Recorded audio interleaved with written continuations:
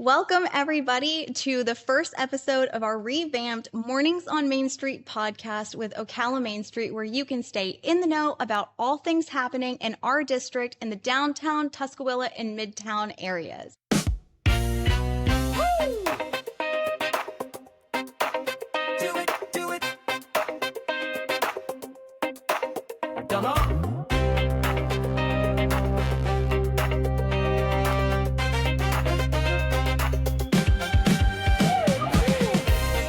We're first going to start today about our Heart of the Park, talking about this new building that we're in. It's our new home for Ocala Main Street that we just opened for the 4th of July. So yay, patriotic background. And then we're also going to be talking about a very hot topic where on social media it seems to be catching a lot of attention, which is the growth in downtown Ocala. But before we get started, we want to say a quick thank you to our sponsor, Janine Plummer and Crystal Snook Realty. Hi, I'm Janine Plummer with the Crystal Snook Real Estate Group. I'm proud to be from Ocala, and I truly love this community. That's why I'm excited to sponsor the Ocala Main Street podcast, supporting local stories, local businesses, and the place we call home. All right. Thank you so much to Crystal Snook Realty and to Janine Plummer for their continued generosity and support of our downtown area and helping us to revamp the Morning on Main Street podcast. We love them. We love them. They are always here when we need them. They're always volunteering in our community and in downtown, and they're awesome. And Janine is one of our volunteers on the promotions committee as well. So double duty, Janine. Thank you so much for helping us with this project. Now, to get started, it really, I thought, was apropos to explain what Main Street is, because this is, yeah, exactly. What is Main Street? I think a lot of people, they've probably seen our logo recently. We just did the 4th of July event in partnership with the city. So we're going to talk a little bit about Main Street, and our guest speaker here today, Angie Lester, is a local developer. She does commercial real estate, and she's also been on our board of directors for a very long time. So please jump in and help explain Main Street, because you were here for, really since the revamp of Main Street, because our organization, fun fact, was one of the first 5 main streets ever established in the state of Florida back in 1985. That's right. With Gerald Ergel, big shout out, Yeah. and a small group of people that said, hey, we've got to revitalize downtown. And that happened a lot throughout our nation. So Main Street's actually a program statewide, a nationwide program that, in the 50s and the 60s, you saw everybody in their little hometown downtown. That's where they went to get their hair done and eat a great lunch with friends and shop for their cute little Easter dress or whatever. That was the hub. And when interstates came through and major thoroughfares throughout our nation, you saw malls coming into being. Yeah. Especially through Florida. I-75 came through in 1972. So you had stores, retail, restaurants vacate the cute little sweet downtowns that we all love, and they would go out and locate in shopping centers and malls closer to I-75. And then in the 80s, people started just to feel that, hey, I think it's a longing for community. I want to sit on the patio and eat a salad and know that 3 people from my neighborhood are going to walk by. And there's just something really cool, hometown, and really Authentic, the heart of the community, an authentic community in a downtown. So kudos to the group from 1985 that recognized we needed to get back there. It took a little while because people don't love change, right? Sure. It took a little while. But you noticed probably 2009, 2010, 2014, a time when we came along and said, with another group of people who love downtown and love community, how do we redo this? And at that time, there was probably 4 or 5 stores. Yeah. My favorite in downtown Ocala is one of our board members. I think it was Larry in one of my first board meetings. He said, you could shoot a cannon down any street and not hit a soul. And not hit a single person. And we appreciate those 4 or 5 that are still with us. You know, thanks for bringing us to the dance. But we've been able to contact landlords, building owners to say, hey, up your game a little bit, fix your windows, paint the place. Yeah. Let's get great tenants who operate great businesses in here. And we've gone from, a handful of businesses and service providers in downtown to almost 300 now in our small little district right around I the love square. it. Yes. And what's really fun too, and a lot of people don't realize that the original plat of Ocala, I mean, everything really started in the downtown area, right? Yes. And grew from there. But our original outline of the streets and the blocks is the original outline that they established way back in the 1800s. And a lot of downtowns that are newer downtowns, not the authentic 1800s, you know, they try to recreate what we have. So we're very blessed, I think, for the infrastructure and the way that we're situated in our downtown district to have what we do. I tell people before coming home to Ocala, after years of working in my career, I worked with a company that built new downtowns and then paid people to come in and make them look old. Right. So they looked 200 years old and put a story to it. And the cool part, I remember having this conversation at Stella's outside with Angie Lewis, one of the first times we sat down. I said, I come from this place where they build new downtowns and have to pay people to make them look old and make up a fake story. And we're sitting here and we have this incredible story of this old downtown that's really, really cool, between the Thanksgiving fire and the start of the Ocala Fire Department to everything we're doing today, and all of the renovation and revitalization of old and historic buildings like the one we're sitting in. We've got historic hotels that are being renovated, cool little retail shops. It really is a cool story. Yeah, absolutely. And we're not alone. The cool part about Main Street is it isn't something we thought up. Yeah. We have the covering of the Secretary of State of the state of Florida. There are over 60 main streets in the state of Florida. Some of them we call our sister main streets. And go visit and share ideas and share things that work and things that don't work, so we don't do that. And then you have the National Main Street Organization. So this isn't just us. This is happening all nationwide. Over the country. Yep, exactly. And I think what's interesting too is the root of it all is the revitalization of your Main Street district. Yes. And so that's really what our mission is and what we're trying to do here. And so everything that we as an organization do, it falls under the 4-point approach. And that's really coming down from Main Street America, which is economic vitality, design, promotion, and organization. And so if you want to learn more about that, we'll put a graphic right here for you guys. But also you can visit our website to learn a little bit more. But even our committees are broken down like that. Everything that we do has to fall under one of those 4. So it's very strategic. And like you said, Angie, it's something that's coming top down that everyone across the nation's doing. So we're really grateful to have one here in Ocala, one of the first 5, celebrating our 40th anniversary as an organization this year. So I think the biggest thing that I want folks watching today too is to know that you can get involved. Main Street is definitely a volunteer and community-based organization. I'm the only staff member for Ocala Main Street right now.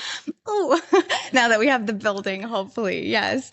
I think it's an interesting concept too, where it really is community driven. And so we want people to get involved for events. We want you to show up. We want you to give your time, your talent, your money, and support what we're doing. So what is our Main Street district? You've used the word district a couple times. What does that map look like? So can we put it up? Yeah, we'll put it up so you guys can see it. And everything that we do falls geographically within our boundaries. So thank you for bringing that up. We actually expanded our district from originally it was focused around the downtown square within a few block radius of that. But as we've continued to grow, we now meet with the downtown CRA, which is the community redevelopment area that the city established. And maybe Angie, you can talk a little bit about the CRA and some of the funds that were developed with that. But I think it was important for us that us and the city were really great partners. So we want our ships going in the same direction. So we go from the S curve all the way up to the Riley and the skate park. And then west to east would be 301 over to Watula. So we're one of the single largest districts in the state of Florida. That's why we have to get you some help. That's right. Yes, please. And then also we've recognized that within that large district, we have different zones. So when we say downtown zone, we're talking anything south of 40, your downtown square, the Marion Theater, everything really down to 5th. Anything south of 5th hasn't really developed as much yet, so that will probably be its own zone at some point.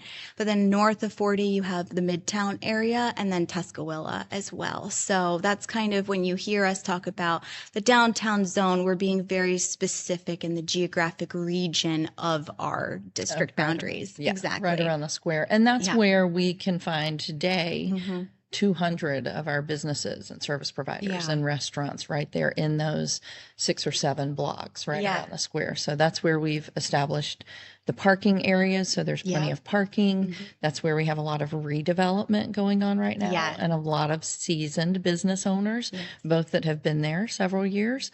And we have seasoned business owners leaving another location and bringing their business here to downtown for their next step in their growth and scale. Absolutely. Well, it's the place to be now. It's the place to be. Maybe not 10 years ago, but now it absolutely is the place to be. Our goal, of course, being everything we've been able to accomplish in downtown with the private sector and partnering with the city in the last 10 years. Hopefully, now that we've jumped to Midtown, we can do, now that we know the playbook, we can do that faster. Absolutely. So that's our goal for the next 5 years, to continue to develop in Midtown. Yep, and stretch that downtown north. Yes. And we're going to talk about growth and what that looks like in our district, how it impacts the economy as well.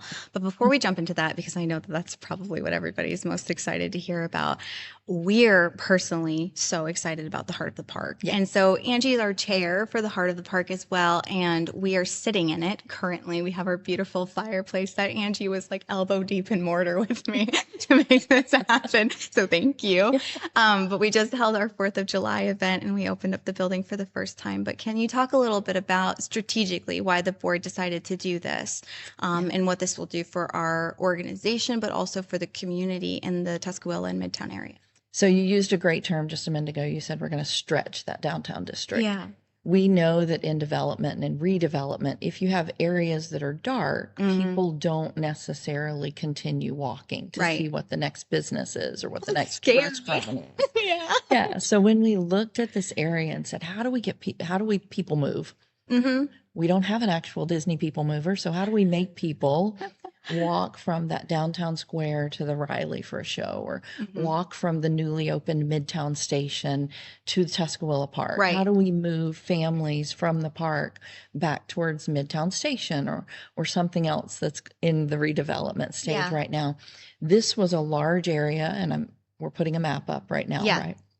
This was a large grassy area of a building that's 100 years old, was used by the city for years. It was called we called it the Old American Legion Building. Everybody still calls it the Old American Legion Building. Gorgeous building. I was talking to people over this weekend after our event Friday night, and they said, oh yeah, I went to and then people just start naming it. In the 80s, we had cotillion there. In the 90s, I went to a wedding reception there, and so had a big retirement party there. And, all the things this building was used for. It has a 5,000 square foot ballroom that cannot be replicated. We couldn't even find construction crews who would not laugh at us right now if they looked at every wood slat in this building and the way it was constructed and the timbers and the steel beams. It's gorgeous. We have offices in this building. What we're going to do is probably one of the most exciting parts. I think so. We're going to, and already have blown out one end of the building that faces Tuscaloosa Park. Tuscaloosa Park, the city does a phenomenal job with parks inside the city. Yeah. If anybody says there's nothing for kids to do here, they're crazy. The city owns, on behalf of the people of the city, over 450 acres of parks. Wow. And Tuscaloosa Park is the diamond. It's the Taj Mahal. It's the gem of all the parks. They take such good care of it. It's great for kids. It's great for parents. It has shades. It has water. It's so beautiful. It has things to climb on. It's great. So the north end of our building faces that park and the tennis courts. Yeah. And then it just has a big grassy area. So we're going to add on a huge deck. Yes. Market lights, maybe some fans. We're going to add a corner general store where we can do Moms can do grab and go lunches for kids in a stroller. Maybe a school age kid wants to play cornhole. Yeah. Hopefully one day we get to do some fun with the water and the lake, whether Yeah. that's little remote control boats from the sidewalk or something like that, but really activate this building Yes. again so people from that end of Midtown can see it and are drawn here, and people from that end of Midtown are drawn back across. And it was so underutilized. Yeah, vacant for 10 years. Yes. When we talk about redevelopment and urban infill and all those catchy development words, this is one of the things we're talking about. It was a building that if you don't take care of these buildings, they're going to fall apart. Absolutely. So it was eat up with termites. We took care of all of that. Sure did. Air condition didn't work. We put in all new ACs, took care of just structurally everything that needed to be taken care of so we could use this space again. It's really exciting. It's going to be open. We'll have the hours of operation. It's going to have its own website. People can rent it out for those wedding receptions and retirement parties and cotillions or whatever. Yeah. And then interior, when it's not being used for something else, we have, if you're familiar with Marion County, you know we have about 12 different museums. Yes. We have the Silver Springs Museum on that side of the county. We have the Horse Museum from that side of the county. We have the Fire Museum, the Downtown Museum, the Black History Museum. Yeah. We have another museum. All of those get the opportunity. Some of them are so hidden too. They're Like, hidden you can't- gems. Yeah. But if you're not from here, you don't know how to, or Even if you are from here, you don't know how to get access to them. Yeah, truly. or what the hours are and Yeah. things like that. Yeah. So all of them get a kiosk Yeah. inside our ballroom, and hopefully they'll share additional information. So while people are here because they're at the corner store, because they just played tennis, or because they're walking their kids around the lake, they can pick up some information and plan that as another family event to do, or family thing to do, or daycare, or the schools, or whatever the case may be. Absolutely. So this, when we say we're activating it, that is just mean Friday, Saturday, and Sunday. Yeah. Every day of the week. Every day of the week. This building is going to be lit up and turned on, and a great place, And whether it's yoga with a dog, or, you know, a goat. or wait, are we having goats? Not yet, but I'm working on it. Or whether it's, you know, moms with toddlers and strollers that are doing their exercise. This place is going to be active. And that's exciting. And you can already check out the website, actually, right here, heartoftheparkocala.com. We have some upcoming classes and things. It's definitely a soft opening for July. In the summer, it's hot. But we want people to come in and see the space and come and support the vendors that are using and offering classes and programs here. So sign up for an upcoming class and come do some forest bathing or meditation, or Tuesday Tales, the little story time and craft. It's going to be a lot of fun, but we're already starting to activate the space, and you've done a great job. So thank you for. You've done a great job. As our chair, you have been at the helm, putting the right people in the right place. And thank you to our volunteers that have really made a difference to come out and help us make this a reality. It's exciting. Absolutely.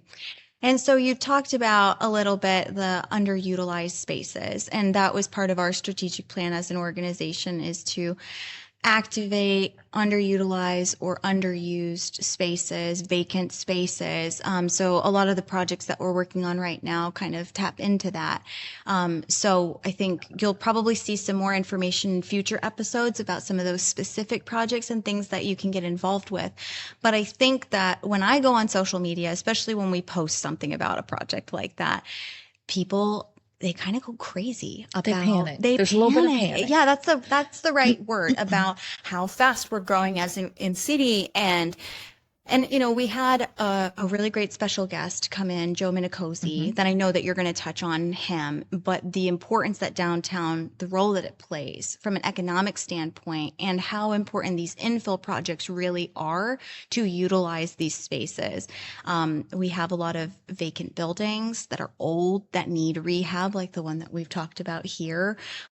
But just talk to us a little bit from your perspective and in your experience as a developer, the importance that, I guess, structured growth plays in the downtown area. Planned growth. We like to call it strategic growth, right? Absolutely. So the cool part, and I see the same things you see on social media. Yeah. Somebody puts it out, so-and-so approved this, or the city approved that. Oh my God, roads, water, what are they going to do?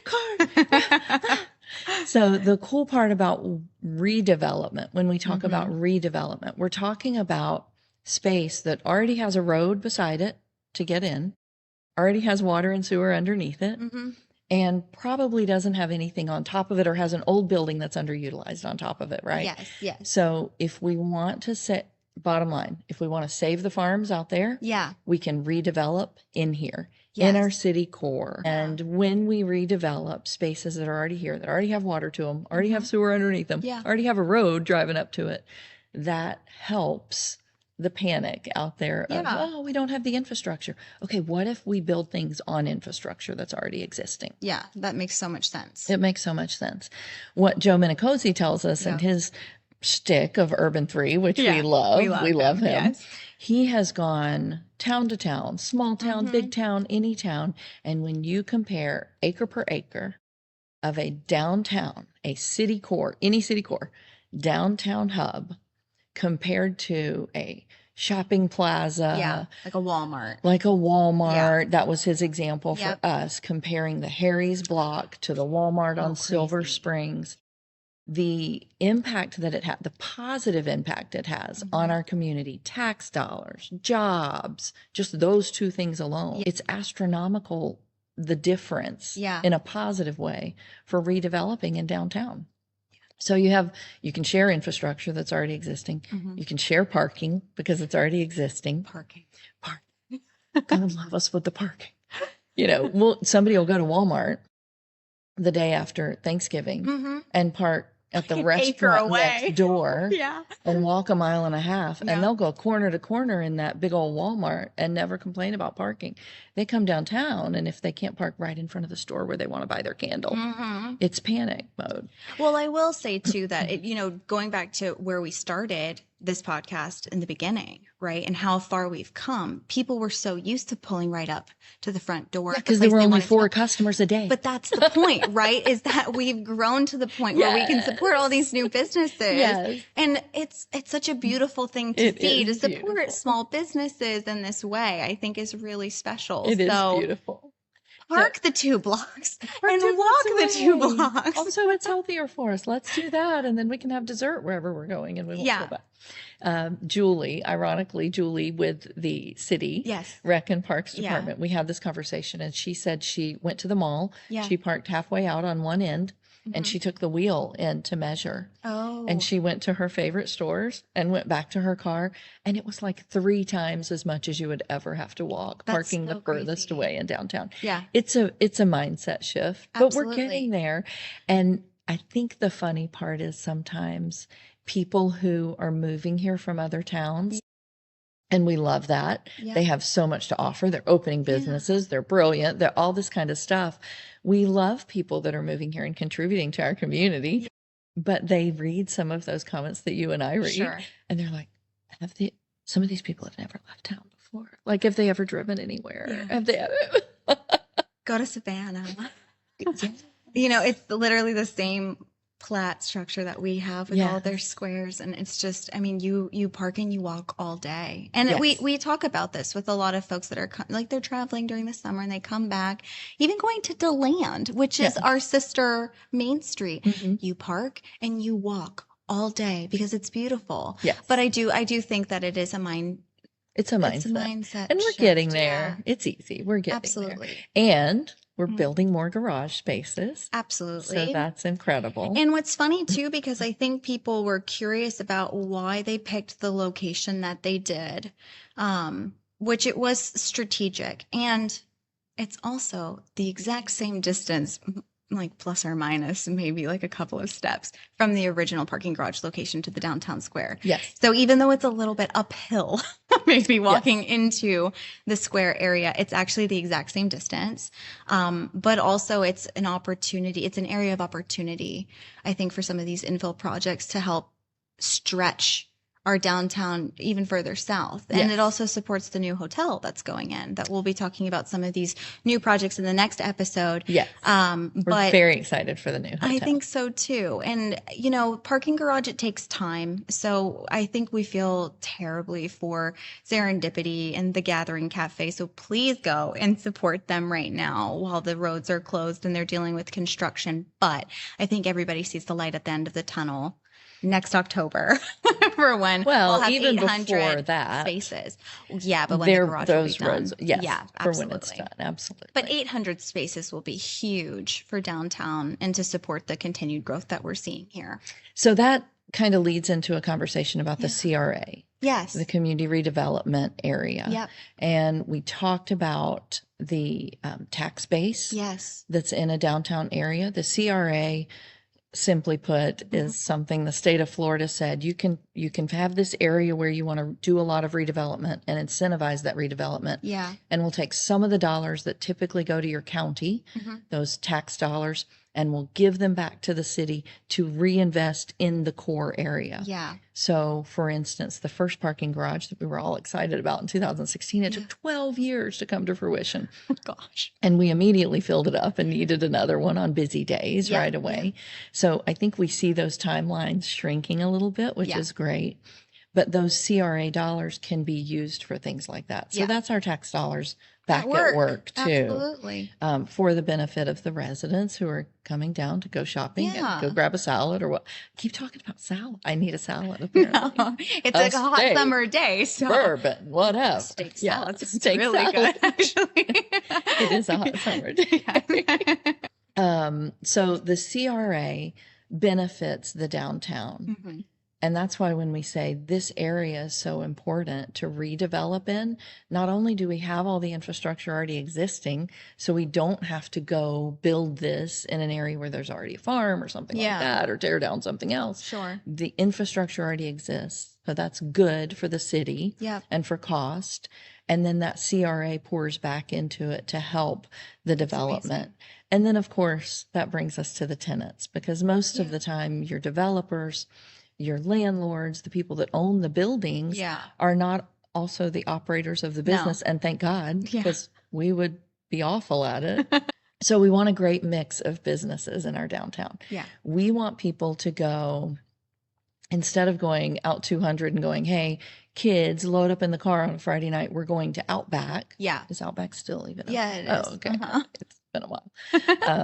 We Because want we eat in it's 'cause downtown. we eat downtown. Yeah. We want people on a Friday night to go, kids, get in the car. We're going downtown. Well, where are we going? We'll figure all that out when we get there. You park in the garage and you walk by the candy store and you walk by the cute little retail store and you go to eat somewhere and then you go get your chocolate ice cream. It's the for whole dessert. experience. It's the whole experience. Absolutely. And that's what we're trying to create downtown. Yeah. So when we talk about promoting the businesses, we don't necessarily, as Ocala Main Street, want to go, you have to buy your shirt and sweater from this retail store. We want to say, we're the billboard out on I-75. Yeah. We're trying to bring people that wouldn't typically come downtown for both a salad, a haircut, Botox, their outfit, a candle, and an ice cream. We want them to come into downtown.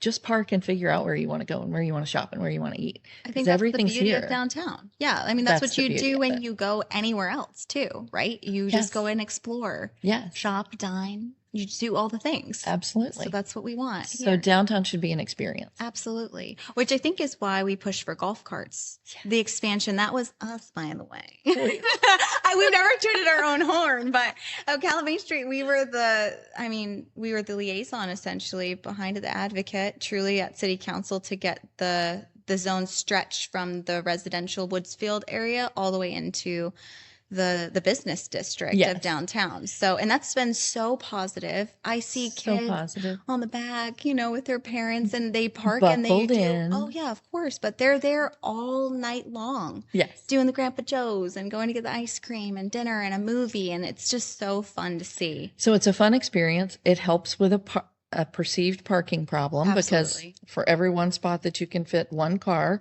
you can put two golf cars. Yeah. And we know that the people who live next to a town center support the downtown businesses at a disproportionate share than people who drive 15 minutes away.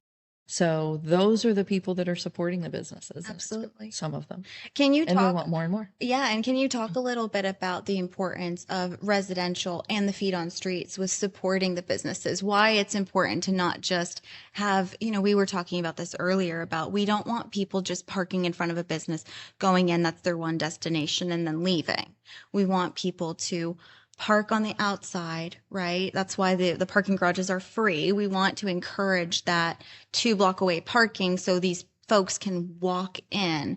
Can you talk about numbers, like how impactful that is, like the percentage? I know you know it. I know you know it, about like how much more they spend if you're on your feet than just driving by in a car. Oh, absolutely. I mean, we can get into the down and dirty. You've got retail, you've got restaurant, you've got all sorts of numbers. Yeah. But incrementally double if somebody's on their feet in the downtown area. And that's why you go back to the Joe Minicozy study and go, the downtown businesses contribute and have more employees twice as much as a retail place out on their own in a plaza.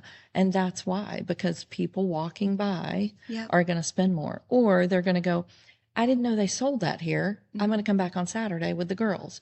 I didn't know that was here. I'm going to come back next time we have a date night and do that. So there's something to that. Now, the retailers themselves, the businesses themselves, they need to do their thing, right? You seasonally dress your windows.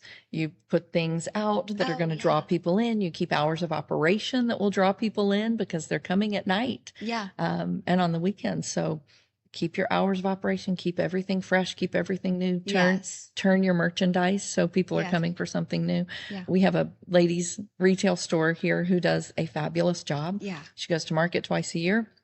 She comes back, everybody else that comes back from market, they put everything new out all at one time. And she does not. She puts 3 new items out a week. And then her marketing company uses the new on Tuesday and sends out their marketing blast going, this is for you. We thought of you. So some of her customers literally come back to her once a week for those new items.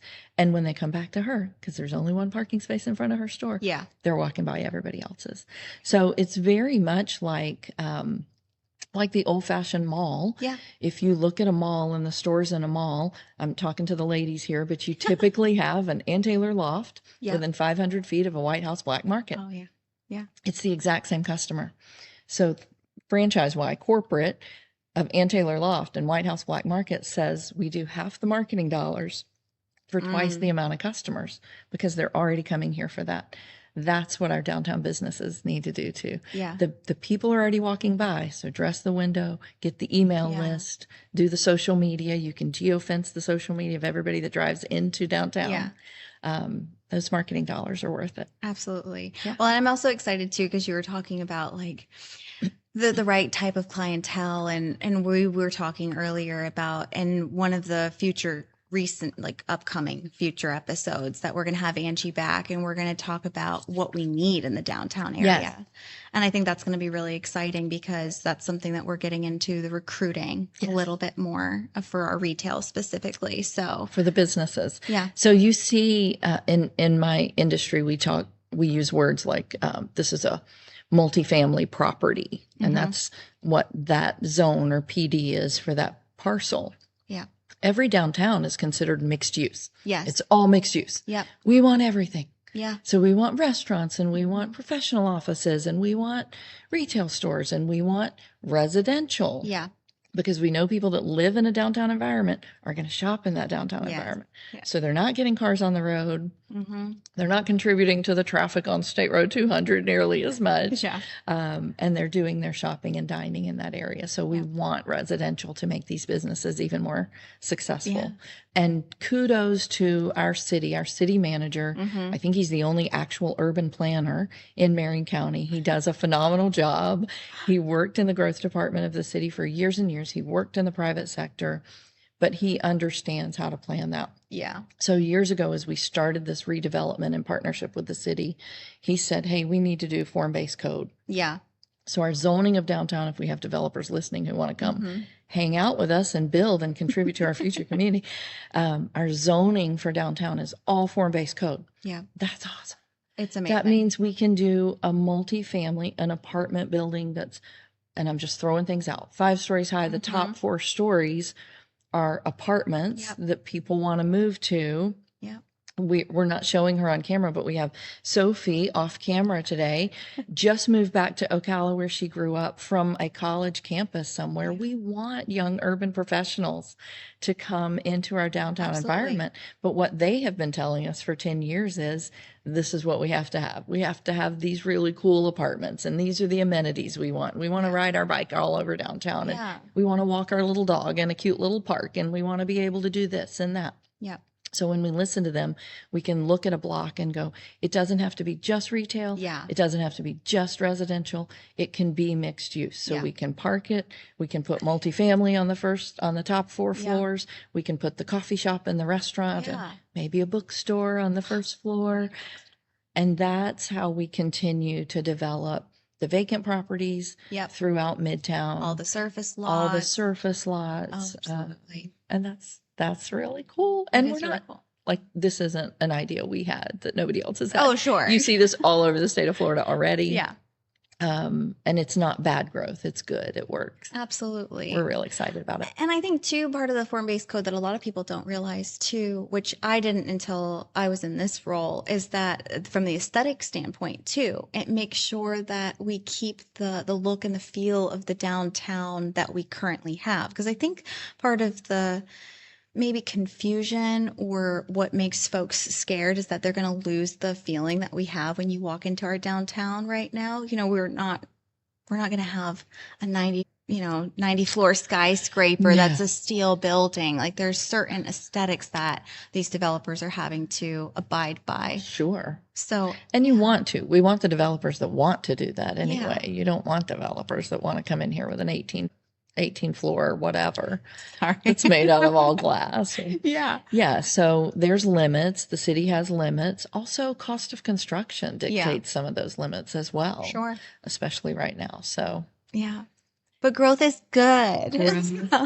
Well-planned growth is good. Yes.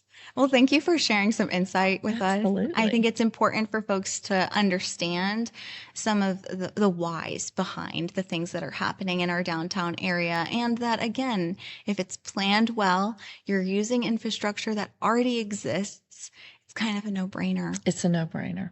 And I do tell people when they complain, because they're not just the garage that's going on now or the hotel now, but there are times during construction where this lane has to be closed for a couple months. Sure. And I use the analogy when you have a mess in your garage and you can't park in your garage and it's unorganized and there's stuff everywhere, you drag everything out of your garage at home into the driveway, right? Oh, yeah. And then you build your shelves and your systems in your garage. But when it's out in the driveway, the neighbors are driving by going, can you believe that? It looks awful. Truly, it looks awful. But then it's going to look gorgeous. But it's going to look great when we get everything organized and back in the garage. Yeah. And then you can park your car there. Yeah. It's good for everybody. It sure is. And we do appreciate your patience with us and pardon our dust through the construction portion. But I'm really proud of SSC Construction and the way that they're doing and handling it. They're working both projects, so the parking garage and the new hotel. So I think it's streamlining a lot of stuff for folks. And they're a partner. And they are one of our fantastic 15. Let's slow it down and give them a shout out again. SSC Construction with Tommy Files, who we love. Their office is located right here in Midtown. They're great community partners with lots of community organizations, and they are responsible for building both the Marriott Hotel and the parking garage right now. It's going to be fabulous. I love them so much. They do a great job. They really do. If they come in on time and under budget, that's key. You hear that? No pressure, Tom. Yes. Well, thank you so much, Angie, for sharing your insight with us today. Well, there's lots more to come. We don't want to keep you too long, so please stay tuned for future episodes where we're going to talk about all of the exciting projects that are coming, hopefully some We're going to encourage some new businesses to come into downtown. We'll have some other guest speakers, but thank you so much for sharing this with us today. So next time, can we give an update on all the stuff that's currently under construction, like the Ford and some things like that, and their timelines of when they would open, and maybe some sneak peek inside tours? Yeah, absolutely. That'd So be there you great. go. Stay tuned. That'd be fun. Well, before we kick off, we're going to do a what's going down in downtown so you can know what's happening over the next 2 weeks and come out and join us in our beautiful downtown Ocala. Thank you for being with us, Angie. Thank you. A huge thank you to our Fantastic 15 who support Ocala Main Street's mission all year long. We couldn't do all of their initiatives and projects without your support. Now, what's going down in downtown? We are already in week 2 of the Summer Stroll and Score in downtown Ocala, running until August 2nd. This is a fantastic way to support over 30 participating small businesses. It's simple. Visit 4 of the 30 places during the week, drop your card at any participating location by Saturday end of day. New winners are chosen each week and no purchase is necessary. The Discovery Center is hosting our Critter Meet and Greet on the 11th and the 18th. The Heart of the Park has rolled out programming, and kicking off in Tuscaloosa Park, you can join for the Marion Maker Meetup, storytelling nights, Tuesday Tales happening every Tuesday, forest bathing, and mindful meditation. Farmers Market happens every Saturday from 9 to 2 at the Ocala Downtown Market. And Riley is hosting the celebration of Phil Collins on the 18th, as well as an evening with Here Comes the Mummies on the 25th. Be sure to check out our small businesses for their open mic nights, comedy nights, Latin dance nights, trivia, and more. Check out the full list of events on Ocala Main Street's community calendar for all of the details and more information. Thank you for joining us for the first episode of the revamped Mornings on Main Street podcast. Be sure to tune in every 2 weeks to stay in the know about all things happening in downtown Ocala.